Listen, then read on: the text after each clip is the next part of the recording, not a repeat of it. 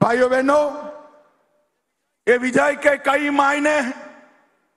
एक चित्र मैंने देखा था, शरद पवार जी के पीछे एक बड़ा मैप था। वहां north Maharashtra, Konkan, west Maharashtra, west Vidarbha, east Vidarbha, Marathwada और मुंबई, ये सभी क्षेत्र बताए थे। और शरद पवार पत्रकारों को समझा रहे थे क्या क्या होगा। अब मैं शरद पवार जी को समझाना चाहता हूं कि क्या क्या हुआ। नॉर्थ महाराष्ट्र में 22 में से 21 सीट हमारी अगाड़ी जीती है भाई।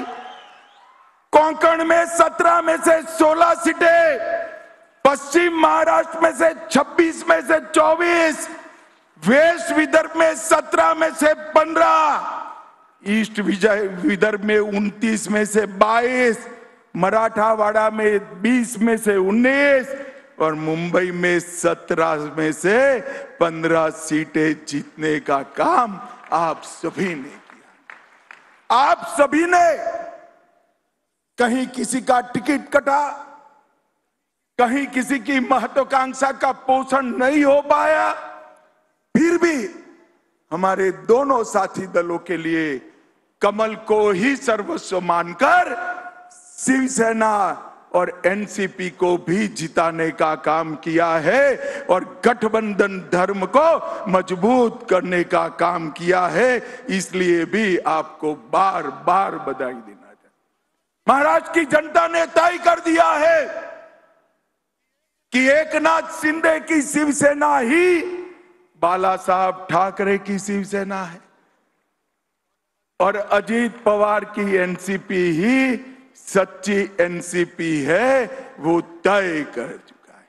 और जिन्होंने धोखा और विश्वासघात की राजनीति शुरू की, वो शरद पवार जी, और अंतिम धोखा जिसने दिया वो उद्धव ठाकरे जी। दोनों को घर पे बिठाने का काम महाराष्ट्र की जनता ने किया है।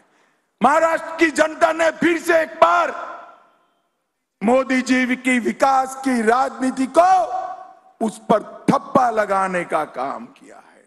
महाराष्ट्र की जनता ने फिर से एक बार सनातन संस्कृति और हिंदुत्व को महाराष्ट्र मानता है, इस पर ठप्पा लगाने का काम किया है।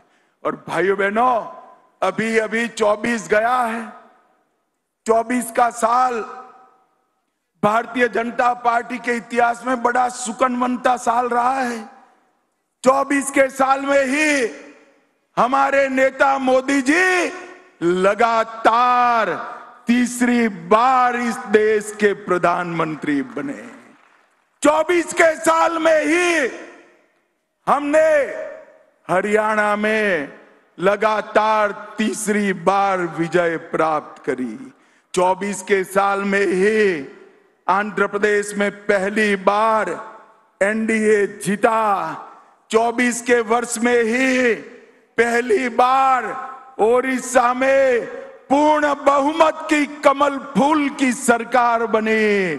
24 में फिर तीसरी बार सिक्किम में एनडीए जीत कर आया और 24 में फिर एक बार महाराष्ट्र में तीसरी बार हमें जनादेश मिला है।